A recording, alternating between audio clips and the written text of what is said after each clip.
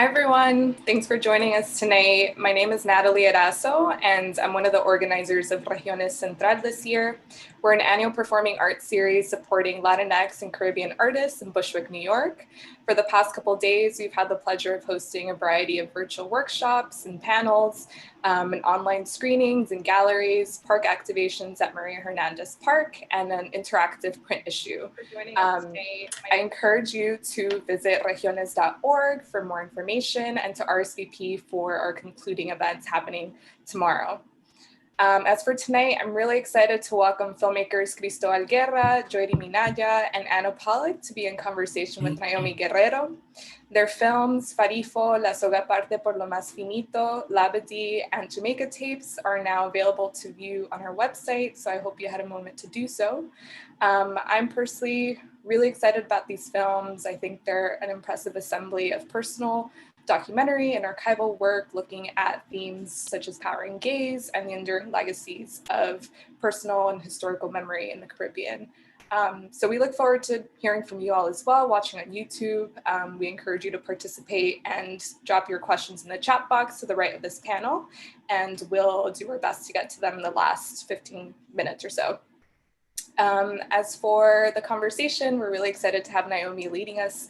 Naiomy is an incoming PhD student in art history at the Graduate Center of the City University of New York.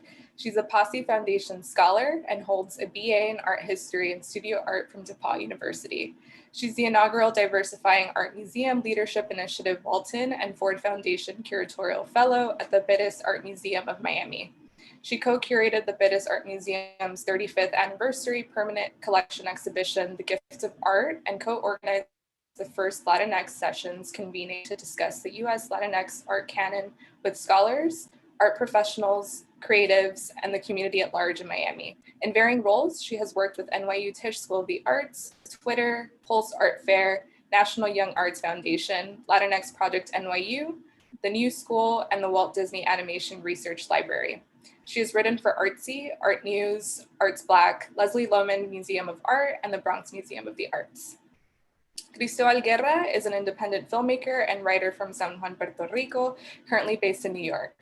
His work combines experimental video, documentary film, and text to explore ideas of home, El Caribe, and queerness with an ethnographic eye that centers the humanness of the subjects. Joiri Minaya is a Dominican United Statesian multidisciplinary artist whose recent works focus on destabilizing historic and contemporary representations of an imagined tropical identity. Minaya attended the Escuela Nacional de Artes Visuales in Santo Domingo, Altos de Chabón School of Design, and Parsons the New School for Design.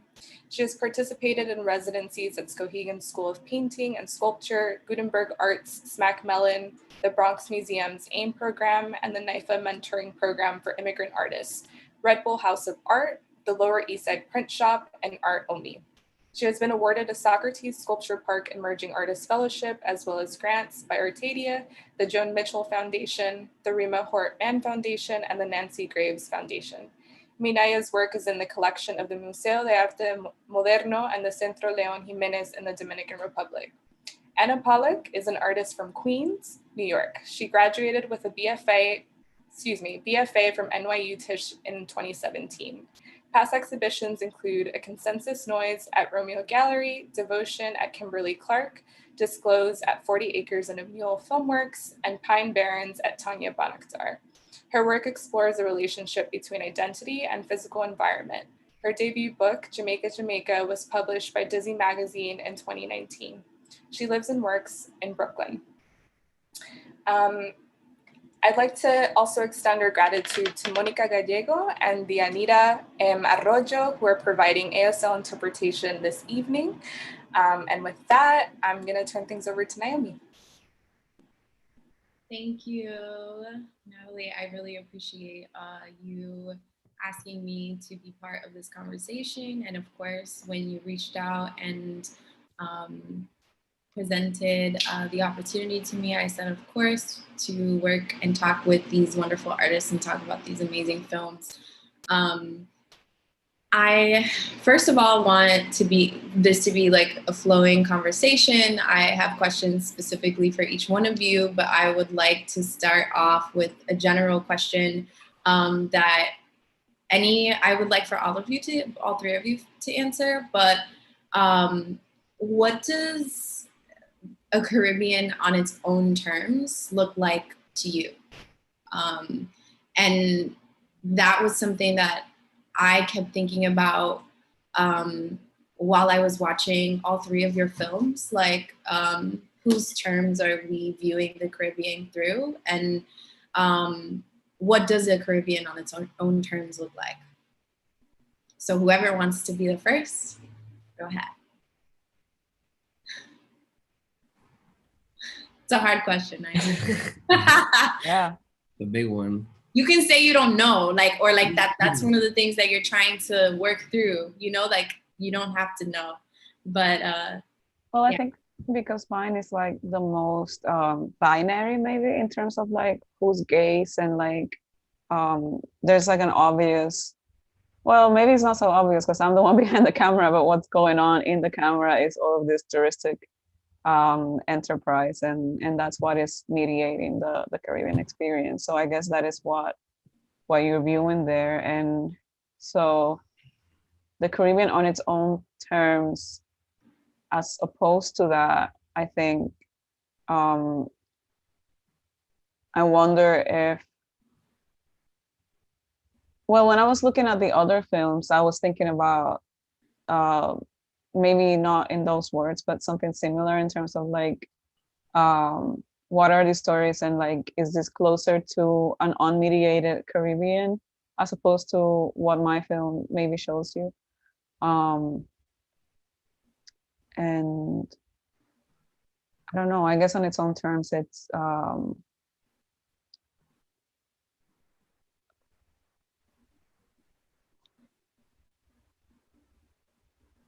gosh, I had an idea and I think I lost it. It's all good. It's all good. I think something that you pointed out for me is that I guess the power of the gaze is something that is so striking and really haunting in your particular film. How do you say Labadi? Mm-hmm. Labadi? Okay. In Labadi, because your film is just, okay, so this isn't bad, right? Like, I'm not saying that the film is bad, but I'm saying it's like riddled with guilt, right? For me, it's in particular, it's riddled with guilt. It's uncomfortable, which is not necessarily, again, a bad thing. I think discomfort can be good. And in this case, I think it is, I mean, moving away from terms like good, bad, but in this case, it's complicated, right? But your particular film is obviously not the Caribbean on its own terms. It's the Caribbean in a capitalistic, sort of via a capitalistic enterprise that is meant to, in a lot of ways, exploit, but also at the same time provides a sense of relief to people that are also from the Caribbean, right? Like, but that is very complicated within itself. So I think your film, I definitely saw it differently, and also like in my own experience of going to the Dominican Republic and witnessing the very intentional borders, boundaries, boundaries, borders. There's a lot of things not being on their own terms in terms of who has access to water, who gets to be close to the water. And that is not just in the Dominican Republic. That's right. That's Caribbean in general, and even tropical spaces in general. Yeah.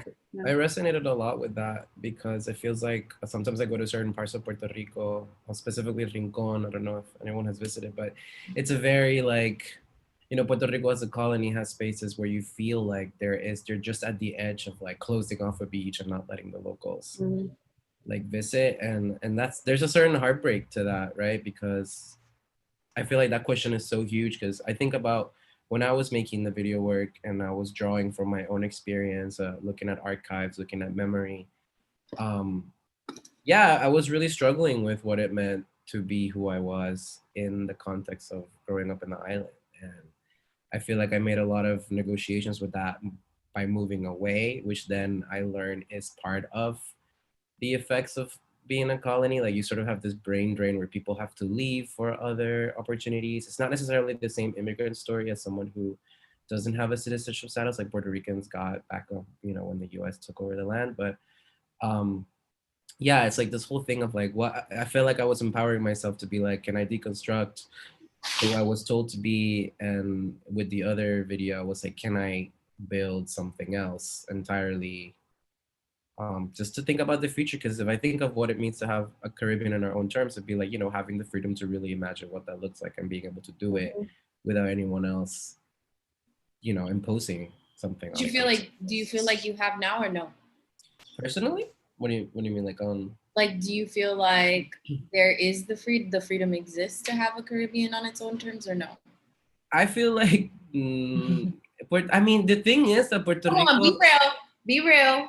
Listen, I don't think so. I think it's a mess. I think the colony is, we're struggling in PR, and then there's no communication between the islands, which is also really frustrating. Like I talked to my artist friends in Puerto Rico, and like literally the collaborations, the cultural exchange, the energy exchange is so desired, but it's made so difficult because our histories are so plagued with division and like blood and like all this horrible stuff, and for what? For the service of a country that's crumbling right now, right? So I think we have a long ways to go. I think the energy's there and the talent is there and the power is there. But how do we really like do that, Yeah.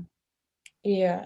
I was gonna say kind of, I feel like my situation is a bit similar because like there is a distance, there is a certain gaze with it because at least with that film, that was my first time in Jamaica ever, because my mom, like, she never wants to go back or anything like that.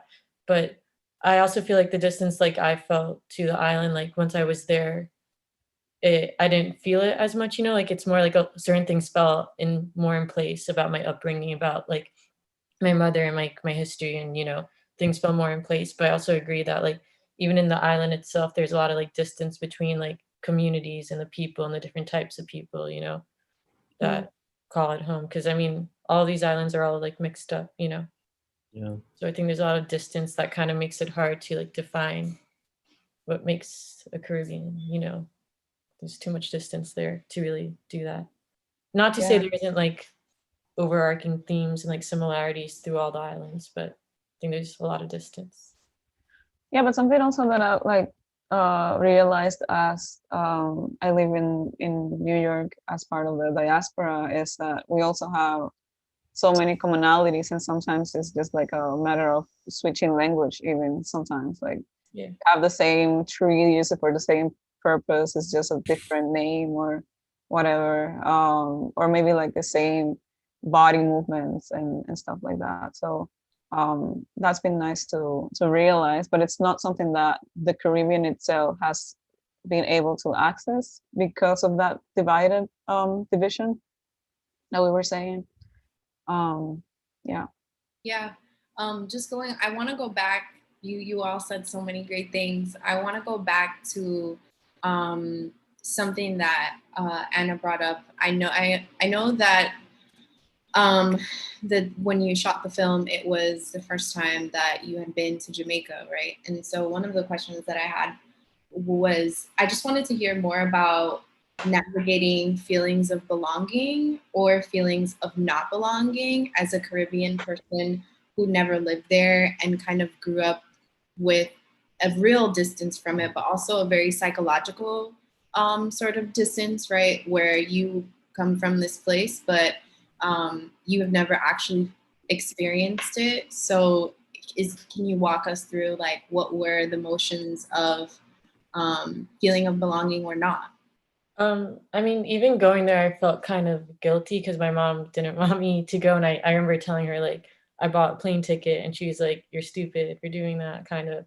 And then like, she was like, when's the flight? And I think I might have mentioned this to Natalie, and it was the same date that she had left. So it was like really, that was a little crazy. But I tried to go there as open as possible. I didn't want any expectations. I was going to be like, I'm going to go there and find myself. I'm going to find my mom. It's all going to make sense. Because me and my mom had a complicated relationship growing up too. Not a bad one, just complicated, because as far as like belonging goes, I'm also obviously mixed here. So always kind of like having one foot in one community but not fully in one, you know, is something like I was used to growing up. But then what I realized when I got to Jamaica is that that's kind of like the norm, not the norm there, but it's more common there. You know, I felt very at ease in there because no one was like interrogating me about like where I'm from, like my belonging and whatnot. And no one really cares, you know, they don't care as much as like you care here per se. So, but also just like little like things I would say growing up, like sayings I would say, like the way I would pronounce certain words, like it just all clicked and made sense. And it made me, I don't know, I say I like I didn't go there to find myself, but I felt like I belonged there more than like anywhere else, I'd say. And I still feel that way. But as far as like, sorry, you're asking more about like identity, I guess. No, you answered my question. So you felt like when you were there, you definitely felt like people, Things fell in place. I think a lot yeah, of things fell in place, things sort of connected for you. And did you feel like Jamaicans that were like had grown up always in Jamaica and whatever saw you as Jamaican as well? Or did you feel like they saw you as like Jamaican American, or that there was like some sort of removal, or did you not? The reason I'm asking that. That's what I'm saying. Like they're like, you know, like I grew up in Queens. Everyone's always like, oh, you're this, but you're that. Blah. They were like, you're Jamaican. Like you're here. You're one of us. It's not, you know. Yeah. And I was also just like, you know, I got to meet a lot of my family for the first time, which was nice. You know, because growing up too, I always thought, and this is my ignorance, I always thought that like Jamaicans looked a certain way. And I remember like one of the first people there, they were like to me, what are you talking about? Like, do you not see the people around you, sort of thing? And I was like, yeah, you know, I got you. What do you mean? Like, you meant like all Jamaicans looked what way? What do you mean? Darker complexion. At least like the Jamaican people I knew growing up were all much darker than me. Yeah. You know, like my mom just recently did her DNA test, which is like that's like a whole entire other issue. But like at least like I didn't know like how embedded like Asian culture and Asian people were in Jamaica. You know, like 40% of Jamaicans are going to be Asian within the next 10 years, which is crazy to me. But, yeah. Okay. So the reason I asked that is because I personally, so I grew up, and this kind of speaks to Joiri and things that Cristóbal has also mentioned. I sort of grew up the same, kind of going back and forth, like always. And I went to high school in the Dominican Republic, but I always felt like when I was there, I was American, and when I was here, I was Dominican. Right. And so there was always, even though I was obviously Dominican and my father was Dominican, my mother is also Dominican, but she actually never lived in DR. She grew up in San Juan. And so she's Puerto Rican of Dominican descent. But she has like no recollection of living in DR ever, you know, whatever. So anyways, I just always felt like there was this sort of removal in the same, like this, like I'm like Dominican once removed, you know, because I have this US sort of context. And I think in Joiri's and yours, there's like this distancing that is very sort of obvious, but means nothing and everything at the same time, and is also sort of psychological in a way. So like you're saying like, oh, I felt very welcomed. I felt, you know, you're Jamaican, you're one of us. And there are times that I have experienced that on the island, but there are times where the lines were very clear that I was not one of them, right? That I had seen things and experienced things, and that I knew a language, and that I had a mobility that they could never have, right? Or they didn't have access to yet, right? And kind of desired, right? So and I think also too, my light skin made it in a predominantly Black island. That was also something that made it so much easier for me to like move in and out of these identities, right? Yeah. So those negotiations, right, for me have happened all my life. But I think in the film in particular, you see that also with the wannabe Rasta guy, people who kind of go and like kind of think this is like an accessory or something that you can sort of take on, right? So those were the, like, I don't know if you wanted to respond to anything I said, but. No, I mean, I fully agree with that. And I acknowledge that, but it's, I mean, like my personal experience is like Queens based, you know, like I grew up in Queens with like very diverse, like all my friends' parents were immigrants, you know? So, but then I also grew up in like a very Jewish community where like my mother wasn't accepted, you know? So like the person that like a lot of my upbringing, the person that like is the most important in my life, like those divisions were made clear, you know? Yeah. But that's here in New York. That's not really on the island, you know? Yeah, you're in the diaspora, it's a difference. And something Joiri mentioned earlier was that we have this distance, right? Where we can sort of pan out and see the Caribbean as a kind of group together. We can see the commonalities because we have this perspective, right? I think about that when we were talking about earlier about access to the water, and I think about the overdevelopment of the beach, right? In the Dominican Republic, there's very little beach like left for the public, pretty much. It's all taken up by resorts, private houses, whatever. And something that I experienced, for example, when I went to Cuba was like, there's no resorts on the beaches. And I was like, whoa, it was so jarring to me to drive down the road and like you could see the beach because there's no hotels on it, there's no privatizing of it. And obviously to me, I'm like, oh my gosh, this is incredible. But I'm also looking at it through this very idealized perspective, right? That is ignorant of the trials and tribulations of Cubans that cannot leave the island, right? They would take a privatized beach in order to like do the things that they wanted to do, right? So there's just like all these not saying everybody would, but these are all these negotiations that we are afforded because we have mobility, right? I want to, and feel free to interrupt me, like if you want to jump on something that I'm saying. Cristóbal, I have a question for you.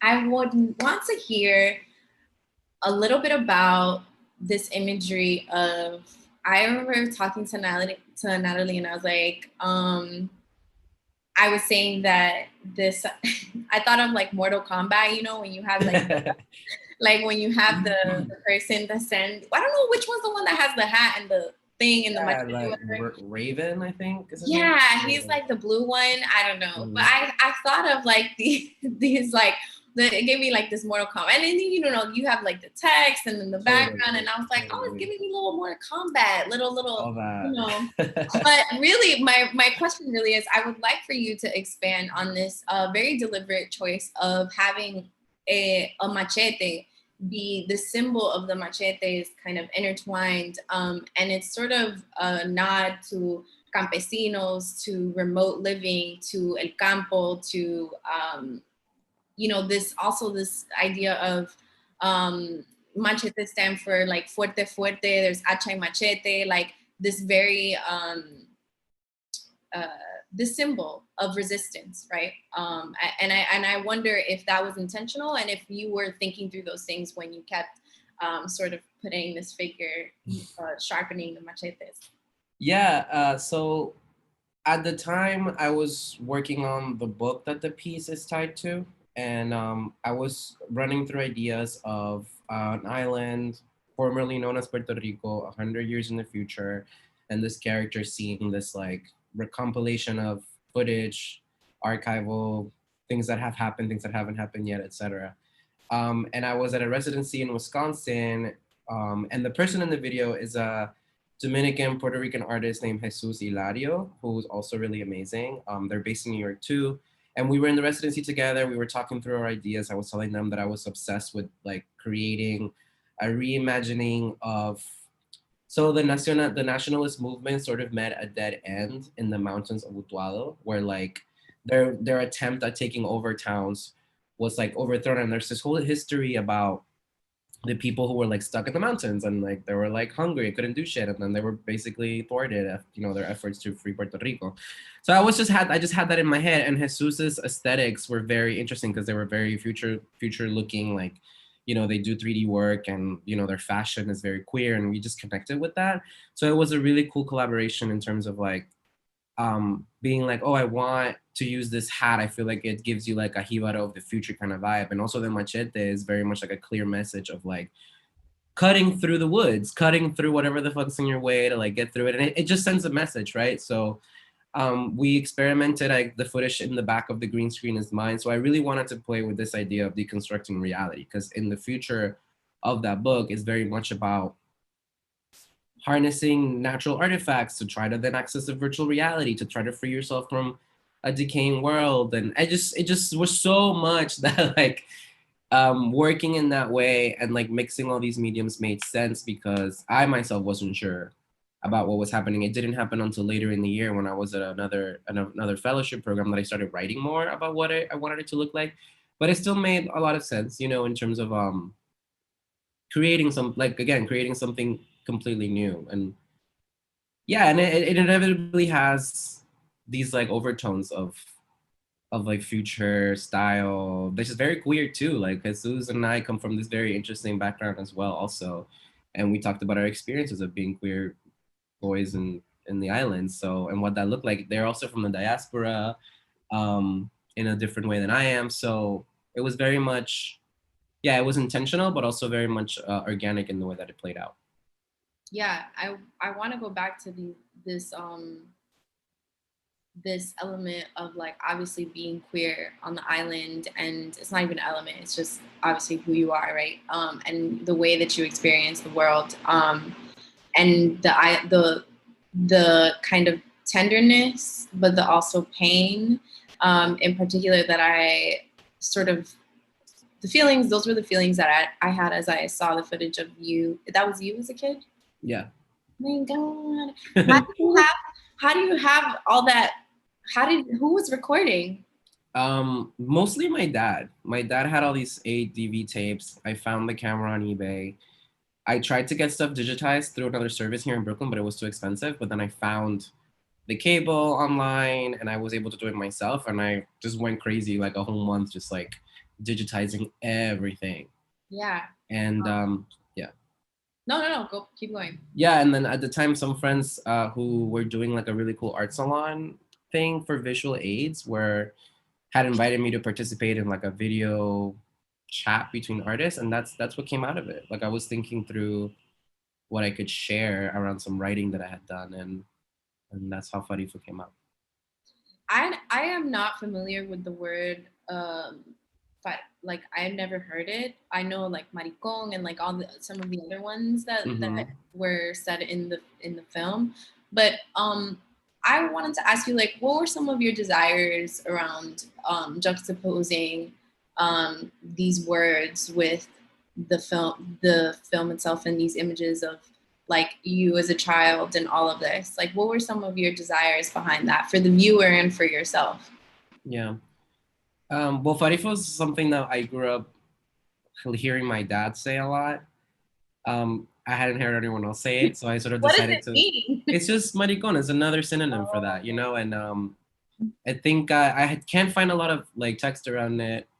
But yeah, I knew it meant that. So at the time of making that video, it was sort of, and I'm saying this in retrospect of having like seen it afterwards, and because I feel like in the process of making it, I was very like, oh my God, I don't know what's gonna come out of it.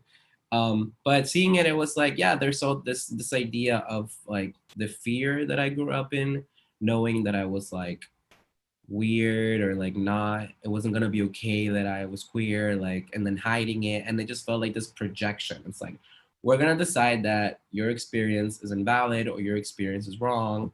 So then there is this sense that I relate to, right, as a queer person about a chosen family. So I feel like at the end, that video piece is a conversation around the disconnect that exists when you can't really like be one with yourself in those family settings, because you know there's like a big part of you that cannot be completely there present in the moment. And I feel like that's a universal experience for a lot of folks from different, you know, directions.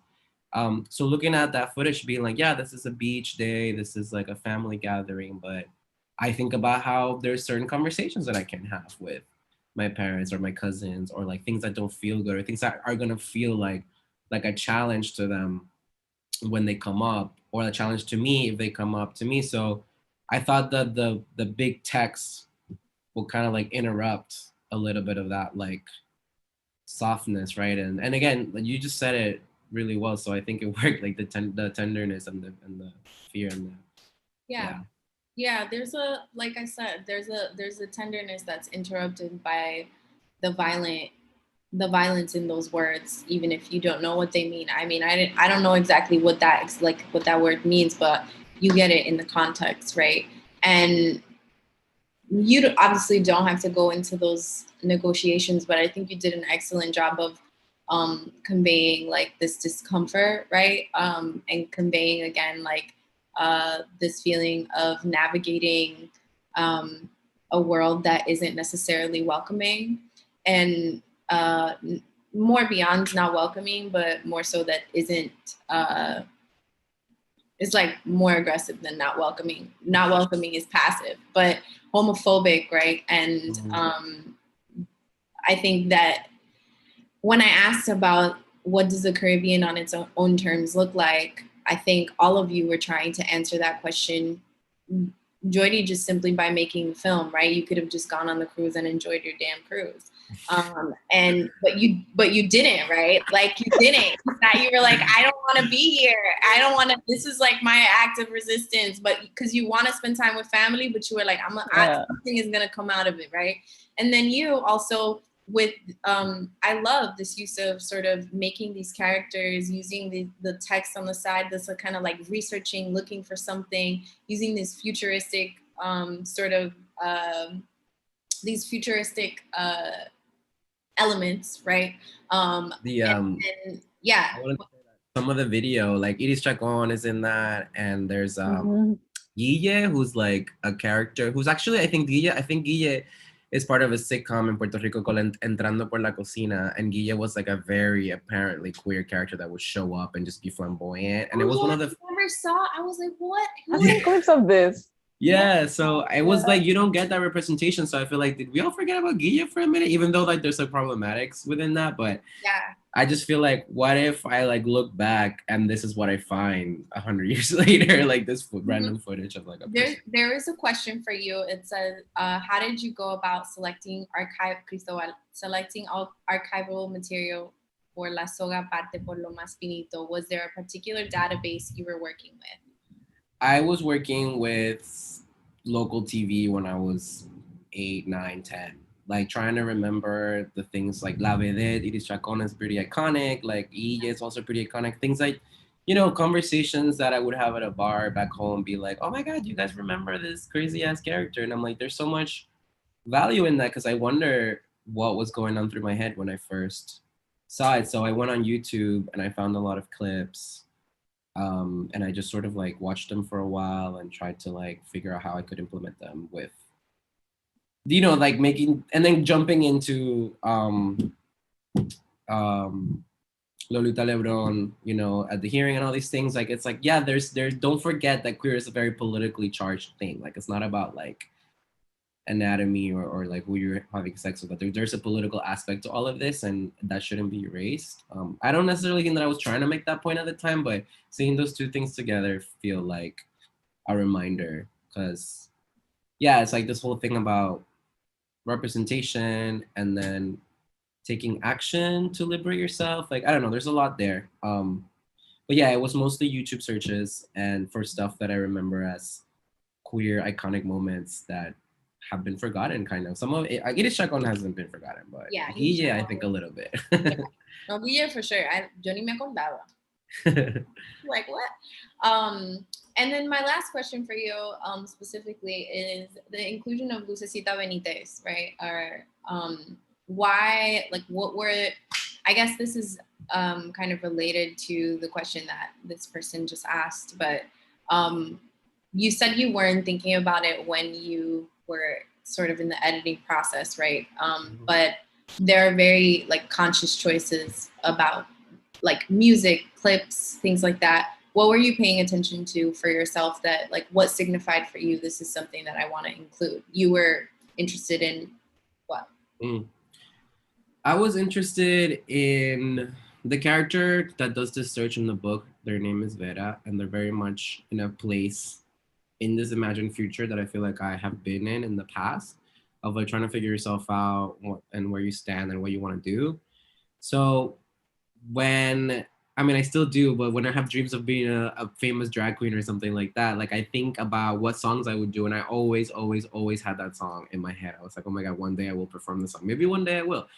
And I just loved it because Lucecita, that song is just so deep and emotional and like scarring and like so intense. And I'm like, wow, like always had it stuck in my head. So I thought it would be beautiful to celebrate that and include it in the video, because I think kind of brought things up together. Like, what if this character hears that song and feels that depth that you can't really describe, you know? Because then again, they're working from scraps of data that they are finding from a search that's kind of split apart. But maybe this song brings it together for them. You know, that passion, that rage that we have is, I think, something that Lucecita kind of channels in that song, and her voice kind of does that for me. So that was very, I knew that song was gonna make it to the piece. And I loved how it worked with the footage from the Lolita Lebron case and everything, so. Yeah. I think one thing that I was kind of working through after watching all of the films together, I think there are always conversations that we want to have with family members, right? And people that we love and people that we sort of have not really chosen to experience life with, but this is what it is. And I think in all three of your films, for me, like, I saw conversations happening, and maybe the person that you wanted to have the conversation with wasn't present, but I just saw a navigating through like deep sort of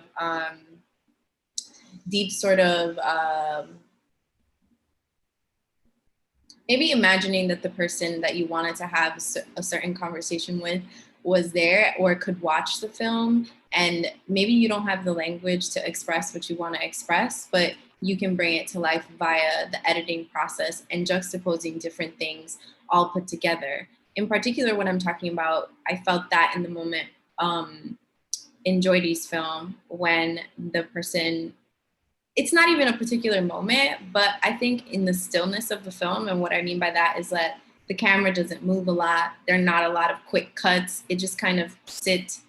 It's just a meditation, right? But it's a very heavy and loaded meditation.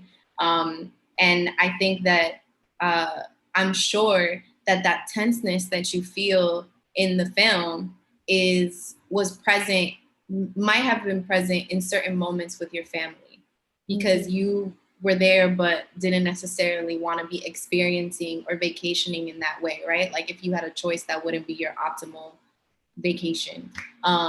So I wanted to talk to you a little bit about how did you navigate that guilt? Just the first question. Like, how did you navigate the guilt of being there? Maybe through having my camera. I don't know. Maybe that helps me process that experience. I was there because it was my sister's quinceañera, and my mom, and my cousin's family, because they were born like a month apart or something. So they were both quinceañeras, and they were both quinceañeras on a cruise, which is the thing. There's like, there's companies that would do your quinceañeras in a cruise with a bunch of like 30 other quinceañeras that you don't know, like stranger quinceañeras, and they do like this whole pageant thing. It's really weird.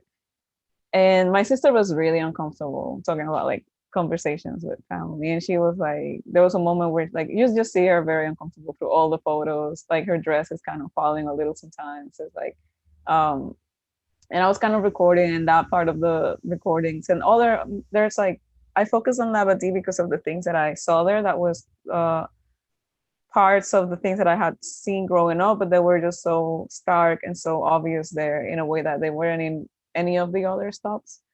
But I have films of other of the stops of the cruise, and then of my sister's whole like drama thing with the family behind,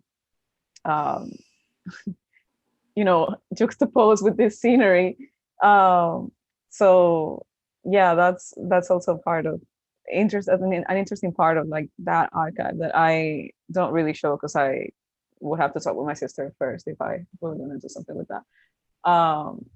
But yeah, there was definitely tenseness throughout the whole trip, and but guilt, I think maybe I was kind of going back and forth between these two positions of being a person from the Caribbean in those places, in those spaces. But also having that mobility that you're talking about of like, I'm coming here on a cruise, which was also very weird for me because I had never been, and I have never been again on a cruise since. And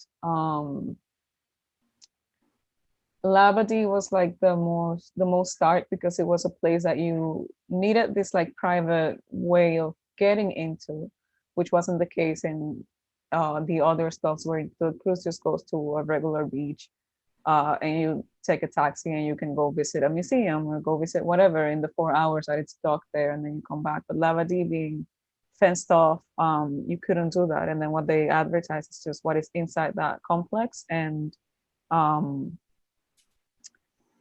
yeah, it's a very mediated experience. And what I was talking about, the guilt navigation in terms of being Caribbean, was this idea that in all of the other stops, I felt pretty okay in terms of like the ways that you could navigate those spaces, and that familiarity that was there because of having grown up in similar landscapes. It's like a complete different nation, but there's this familiarity. Like in Jamaica, we got into this taxi, and it's like this tourist taxi, and he's like, "Where do you want to go? To the beach?" And we're like, "No, we come from the Dominican Republic. We have beaches there. What do you want to see? The river?" And it's like, "No, what?" You know. So we were not the typical tourists in that way, and we also didn't like move around or consume things in the way that the typical tourist does, because we grew up surrounded by those same souvenirs and experiences and ideas. But the Labadee having this like very different tone to it, had that difference. And maybe also that's why I recorded more in that space, because I have nothing else to do. It's literally a beach, or you pay, I don't know, $100 to get into this zip line that is Royal Caribbean, controlled. And so I was more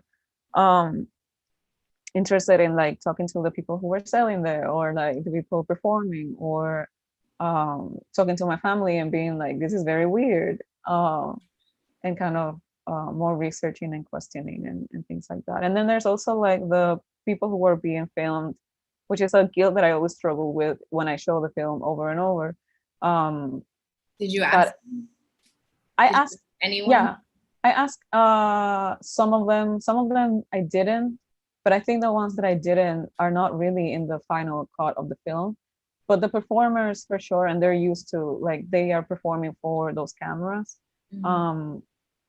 And I had like a conversation with them, and we bought their CD and whatever. But like the people who are on the other side of the fence, obviously I couldn't ask them. They were like away. And then that was like a very awkward situation of me just like experiencing that camera being put in front of them.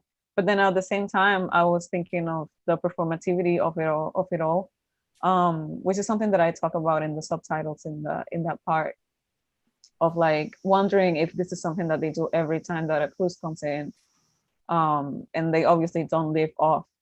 They don't depend on a cruise coming in. They have their homes and their families and everything. But then there's like this performativity of like, you can go into this space, but you can get something from it.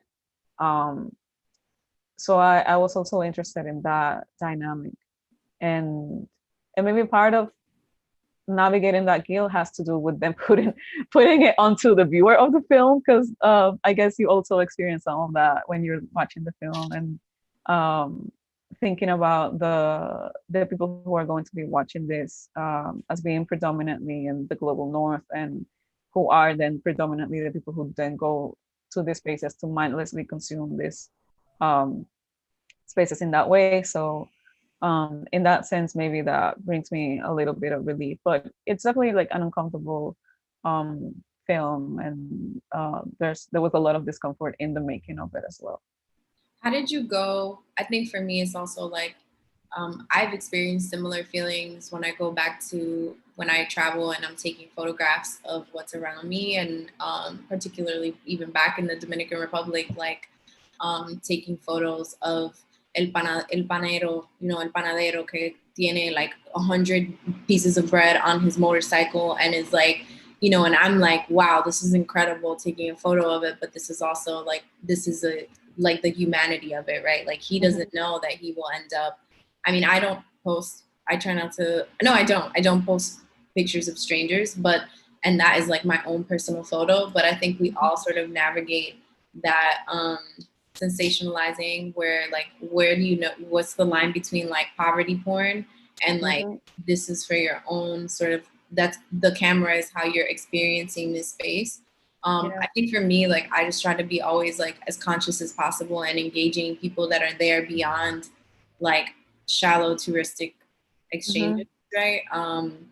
And I would say like one of the things in your film that is obviously very kind of a choice, a deliberate choice, is how did you go about choosing the work, like the text or what the is subtitles? Yeah. The first, like, I don't know, 4, 5, 6 lines are from the diary of Christopher Columbus when they first saw land in 1492 in Salvador. And after that, it's just like my own narration and my own writing. Okay. So you like narrating sort of what you saw? Yeah, and my own reflections on what I see and the ideas that I wanted to kind of juxtapose to those images. Yeah, but it was important for me to begin with that Columbus quote because of the kind of establishing from the very beginning this relationship between tourism and colonialism and how this tourist experience in particular is sort of replicating part of that imagined adventure that was the discovery and like all of those things, you know. So yeah, I think a lot of these experiences are like perpetuate this like Caribbean fantasy, right? Of this place of pleasure, of this place of like, you know, like excess and kind of where you can come and be free and find yourself. Anna, I want to go back to a scene in Jamaica Tapes, and we have about, I think, like 10 minutes left. So I want to go back to a scene in Jamaica Tapes where there's a young girl that's on a swing, and you're like at a river. It kind of looks like, it reminds me of this spot called La Toma. The Blue Lagoon. It's like it's called the Blue Lagoon. Okay, the Blue Lagoon. So I want to go back to that scene and why did you feel?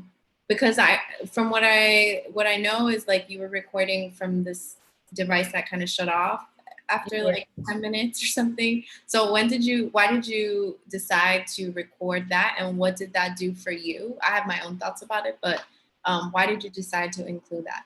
I had spent like the whole entire day with that girl. Basically, my friend's friend was watching her because her mother was sick. So she was kind of like taking care of her for like a month or so at that point. So I just had like spent the whole entire day with her, and she loved being on camera. So she was like, come here and film me and blah, blah, blah. So it was just like kind of us like hanging out all day. And when she's on the swing, she's like, they call that like the fountain of youth. You're supposed to like swim in it. And like, you've like, you know, like you live forever or whatever.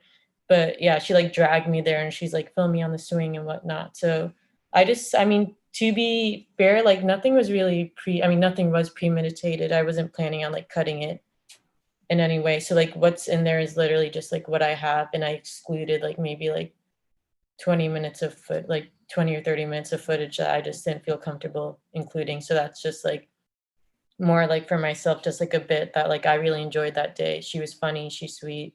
She's not much older, which is weird to think about, but I just really, it's nothing like, you know, that conscious. It's just, you know, I enjoyed that day with her and wanted to include it in it.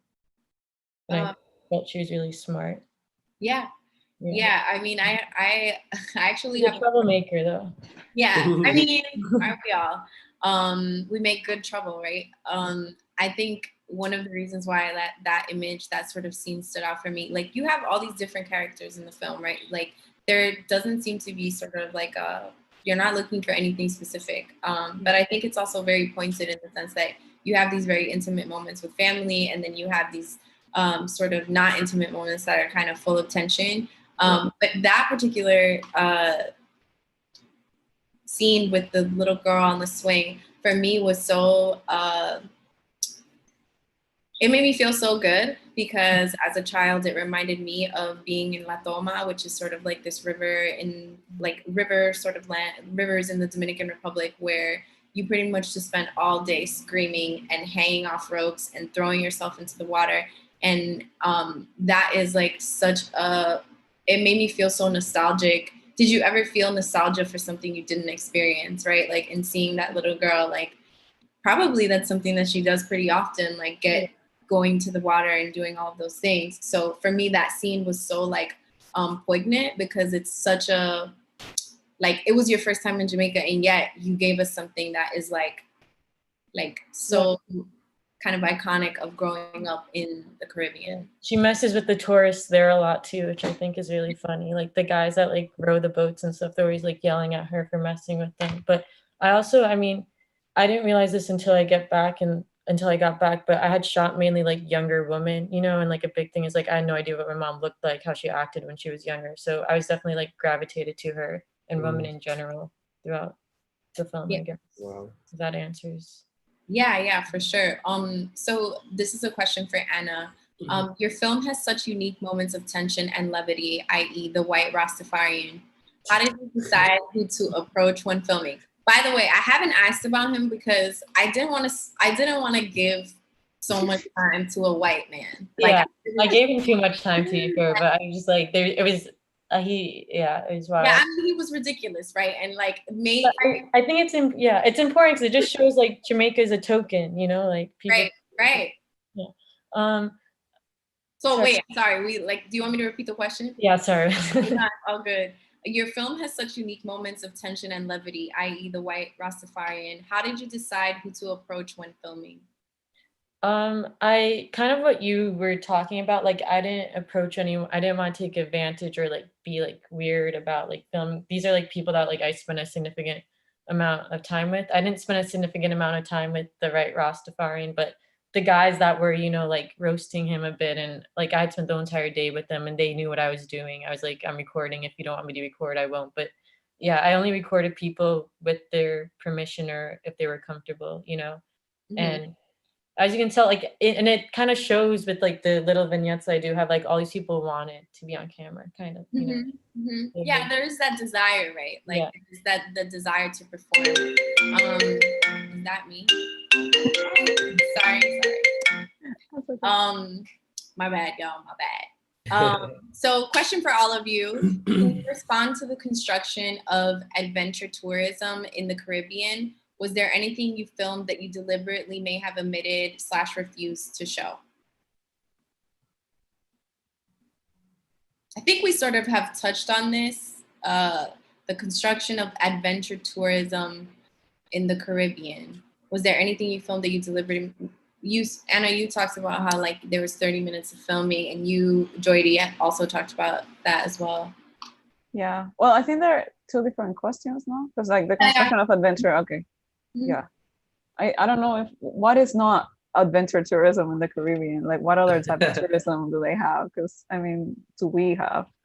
I can think of maybe, I don't know, sexual tourism, and then that's also an adventure, no? Or I don't know, I guess like you can all.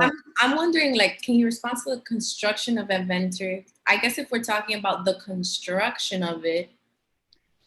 Right, I mean, to me, the construction is just based on replicating all of these fantasies that are based on colonial literature and memory, I don't know, fabrications from that idea of colonialism, even if people don't see it that way. But that's really where the adventure part comes from, I think. Or maybe I cannot get out of that frame because it's so heavy in our region. Like we have like 300-400 years of it. So if you go to adventure in the Caribbean and you want to disconnect it from colonialism, you're gonna have maybe a hard time. I don't know. Yeah.